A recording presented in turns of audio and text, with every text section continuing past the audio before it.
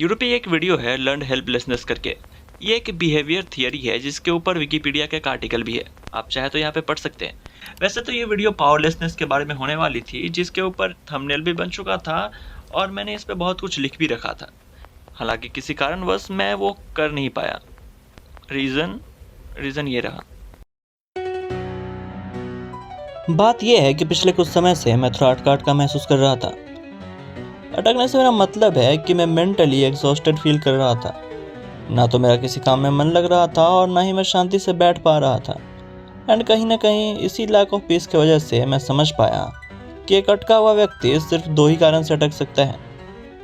पहला ये कि उसे जो करना है वो उसे पसंद नहीं है, इसलिए वो उस काम को कर नहीं पा रहा है।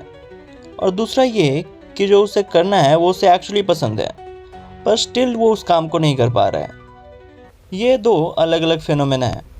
एंड किसी भी फिनोमेना को समझने से पहले हमारे लिए ये जानना ज़रूरी होता है कि आखिर इस टाइप की घटना का सामना आमतौर पे किस टाइप के लोग करते हैं।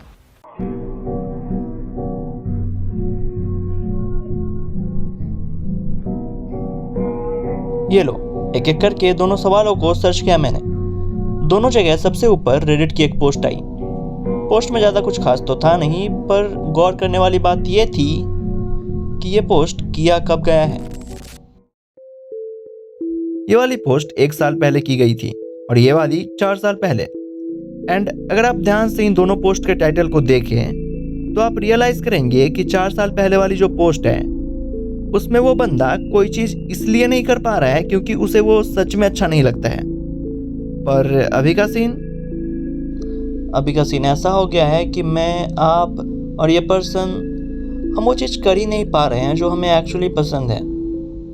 And it's not even about circumstances. ऐसा नहीं है कि मुझे ये वीडियो बनाने से कोई रोक रहा है या फिर कोई रिस्पॉन्सिबिलिटी है या कोई और चीज़ है। As a matter of fact हम अब उस चीज़ को करने के काबिल ही नहीं रहे हैं। हम इतना डूम्ड हो चुके हैं इस डिस्ट्रैक्शन से भरी दुनिया में कि हम अपनी पसंद की चीज़ों को ही टाइम नहीं दे पा रहे हैं। ये दिन भर हाई डोपामिन हिट होने की वजह से हम उन चीज़ को कर ही नहीं पा रहे हैं जो हमें एक्चुअली पसंद थी। वी हैव टू अग्री कि ये बहुत ही शर्मनाक बात है।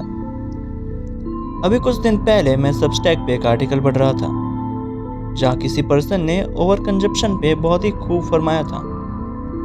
लॉन्ग आर्टिकल शॉर्ट अगर मैं बताऊं तो उसने ये लिखा था कि ओवर कंजप्शन ऐसी चीज़ नहीं है जो हमारे कंट्रोल में है। ये बहुत हद तक हमारी न्यूरोबायोलॉजी पे डिपेंड करती है। सीन ऐसा है कि ब्रेन का रिवॉर्ड सिस्टम, जिसमें primarily ventral tegmental area, nucleus accumbens और प्रीफ्रंटल कॉर्टेक्स शामिल हैं, इन तीनों का ही मेन रोल होता है। अब चाहे हम स्क्रॉलिंग की बात करें या ज़्यादा खाने की या कोई भी चीज़ जो हम ज़्यादा कर रहे हैं, हर उस चीज़ की। जब हम कोई नया कपड़ा खरीदते हैं तो दिमाग को एक इंस्टेंट प्लेजर मिलता है। नई चीज़ें देखना या खरीदना ब्रेन में डोपामिन रिलीज करता है जो हमें अच्छा फील कराता है। और इसी वजह से नया आउटफिट, नया गैजेट या सिर्फ ऑनलाइन शॉपिंग देखना भी एक्साइटिंग लगता है। अब चाहे हमें उस चीज़ की ज़रूरत हो ना हो, कोई फ़र्क पड़ता ही नहीं है। लेकिन ध्यान देने वाली बात यह है कि कुछ समय बाद धीरे धीरे वही चीज़ उस लेवल का प्लेजर नहीं देती है, इसीलिए दिमाग और नई चीज़ों की क्रेविंग करता है।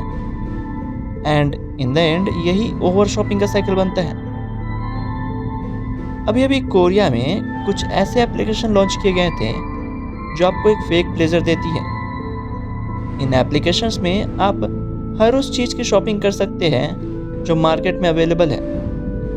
बस फ़र्क ये है कि ना तो आपके बैंक अकाउंट से पैसा कटेगा और ना ही आपके घर पे वो सामान आएगा। यह एप्लीकेशन बस आपके ब्रेन को फीड करने के लिए डिज़ाइन किया गया था।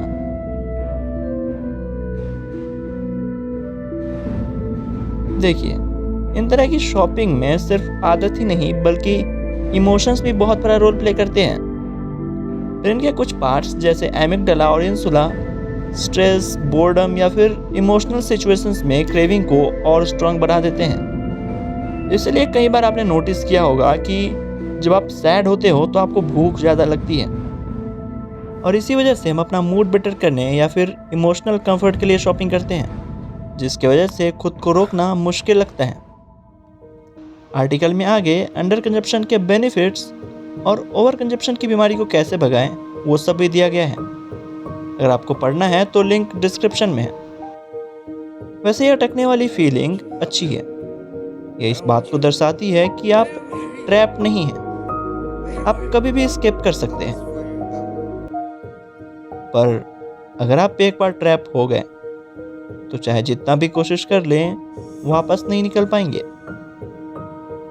क्योंकि जो सबसे बड़ा ट्रैप होता है वो आपको ये महसूस नहीं कराता है कि आप ट्रैप्ड हो, वो आपको ये महसूस कराता है कि आप प्रोग्रेस कर रहे हो। प्रगति। इस ट्रैप को हिंदी में चक्रव्यूह बोलते हैं।